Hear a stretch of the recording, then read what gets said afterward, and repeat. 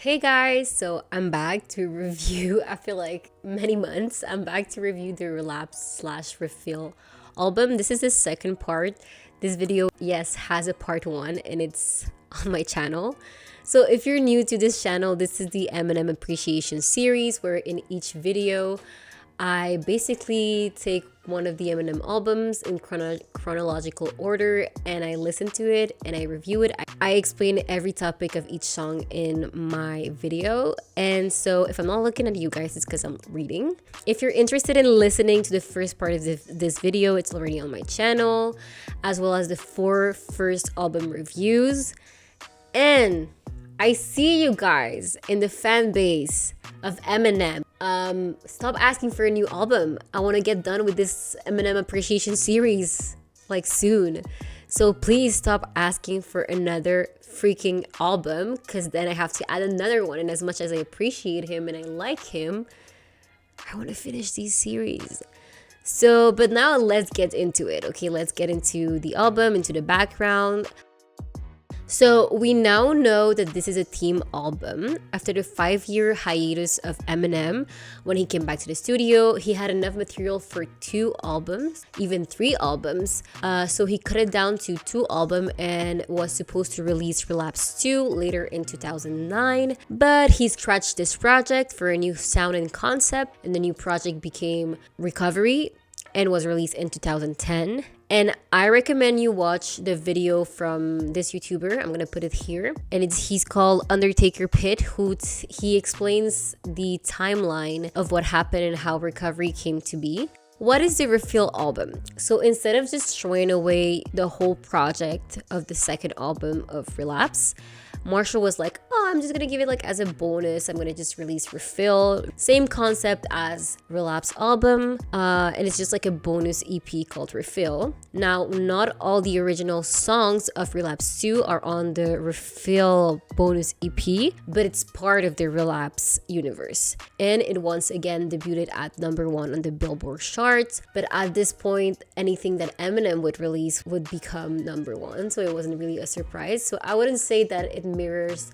the quality of the album, but let's keep that for the review. Since it was part of the Relapse universe and was released as a bonus part of the Relapse, it was called Refill. Refill such as refilling a prescription, or in the case of this serial killer, just refilling his lust for blood and drugs, and also refilling the public with new songs. For the sound, I definitely hear the accents in this part. For the lyrics, so we continue to see the same story, the same themes coming back as the first part, naturally, since it's the continuation of the Relapse album. However, since there's quite a few collaborations, we diverge from the concept more than on the first part of Relapse.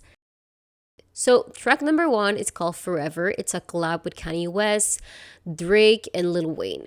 Eminem's part is minimal since it contains so many features, but to give you an idea, the song is centered around these 4 legends of rap. So they flex and tell you that they won't stop because they have worked hard to be on top. If some of them complain about their fame, others welcome it and are grateful for it.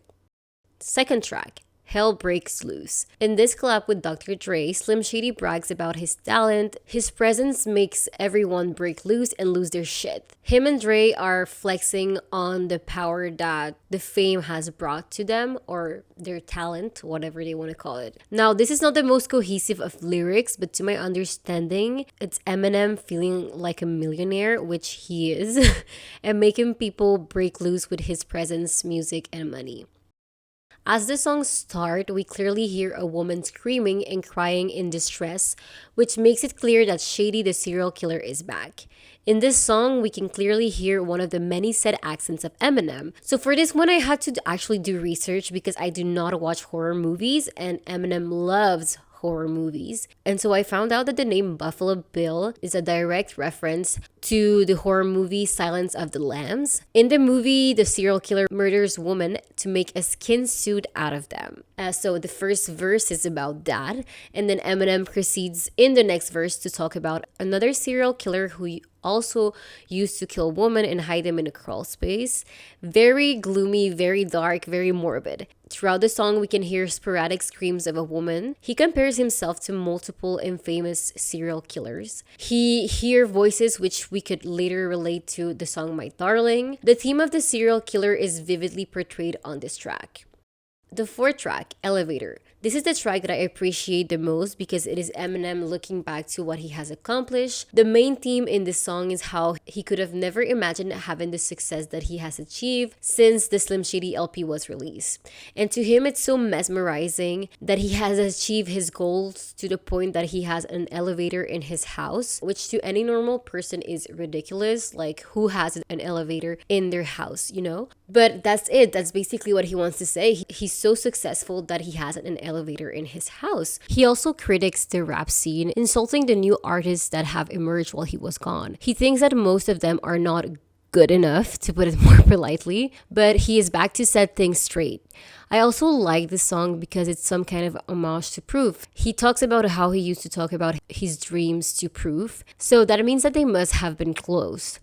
Track number 5, Taking My Ball. Taking my ball is an idiom meaning that the person who is in control, if they don't get their way, makes whatever is happening stop so nobody can take the control, or in this case, his ball. My understanding of the lyrics is that Slim Shady is having fun, saying and doing very immature things, which you can already imagine. And that relates to the idiom because it's usually people who are immature that tend to take their ball. Honestly, this song, which is often described as Eminem saying random things, doesn't seem so random to me. In my perspective, Slim is being controversial and having fun with the song, but it's very intentional. Usually Slim is. Even when Slim Shady is just having fun, his goal is always to bother others, especially his audience.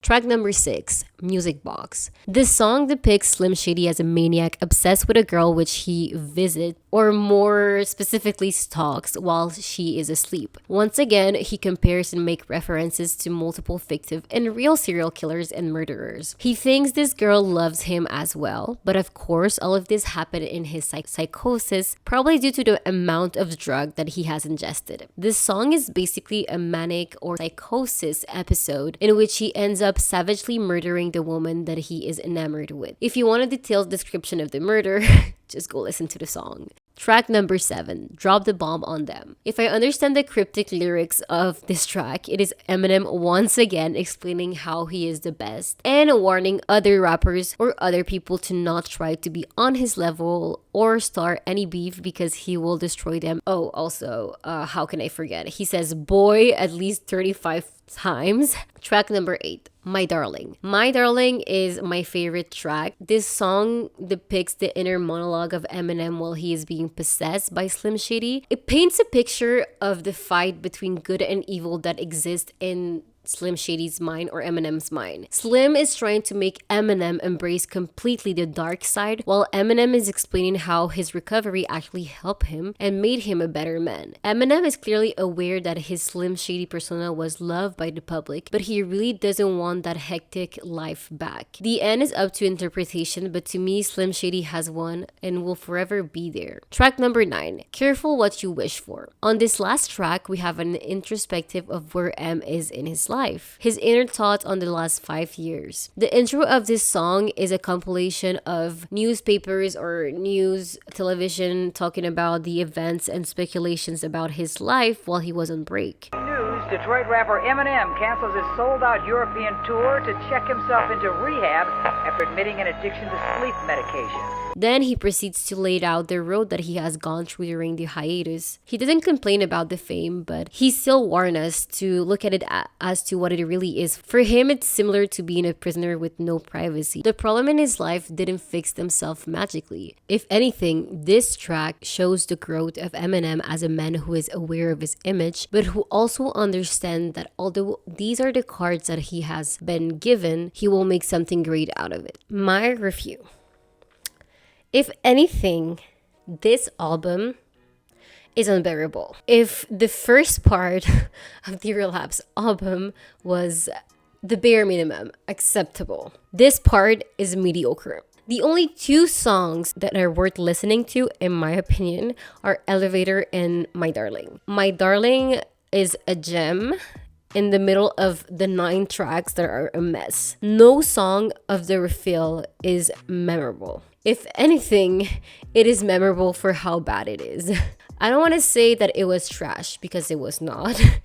Instead, I want to say that it was boring. There was nothing that did it for me. I found myself zoning out or wishing the EP would finish. The tracks weren't even that interesting. It was just like, it wasn't even interesting in the sense that it wasn't that controversial enough for me to be like, interesting. No, not even. Like, I didn't even want to listen to it. I just wanted to finish. And it's not something that I ever experienced with the 4 previous albums.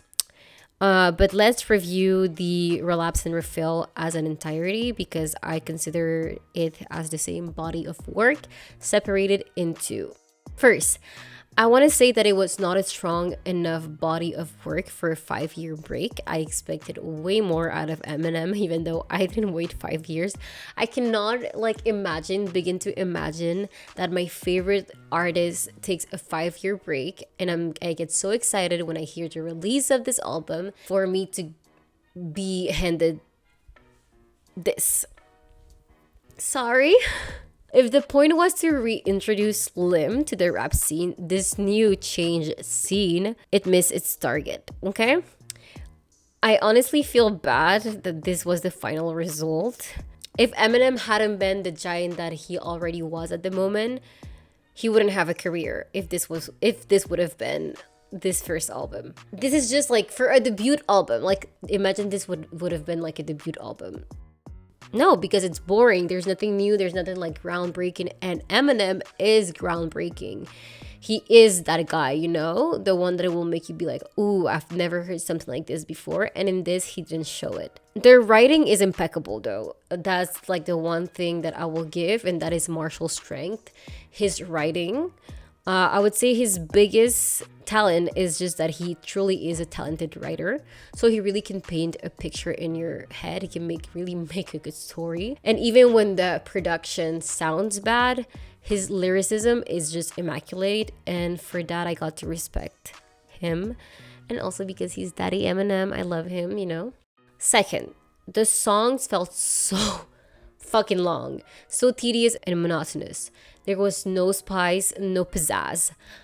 Songs like My Darling or actually just My Darling are an example of what Eminem is capable of doing and what makes him interesting. This Slim Shady persona, the voices and character are his niche. He should have showed this more to his audience, and if he wanted to reintroduce himself, show this to a new set of audience, because now you have like a whole new generation that can listen to you, and you should display that to them, right? You should display what is your niche, but he didn't do that. Instead, I feel like he was trying to just kind of copy what was already existing, which I understand, because if you're coming back to the like music industry after a long break, the music industry has changed. Like, the music industry changes like this, you know, so you have to keep up. But he is very talented. Eminem is very talented, and like I've heard a few of like his recent songs, because like that you want it or not, like it's kind of impossible to escape Eminem,